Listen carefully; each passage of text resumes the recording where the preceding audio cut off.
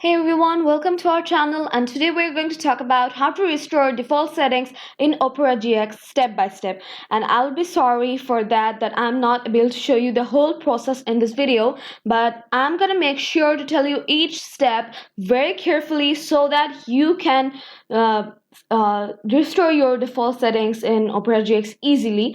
So for the first step, open Opera GX. If you have already downloaded it, then you got no issues, and if you haven't, then you can just download it from this URL. I'm sorry for my pronunciations once again, and then download it from here, or maybe it's your whatever what it's called, Microsoft or something, I'm sorry.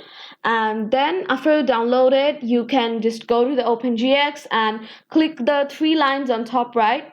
It has such an easy setup, and then you can scroll down and click go to full browser settings, and under reset settings you need to click restore settings to default, and then click on confirm, and Opera GX will reset. And if this video was helpful, thank you so much for watching, and don't forget to hit the like and subscribe button before ringing the bell. And that's it. See you in the next video.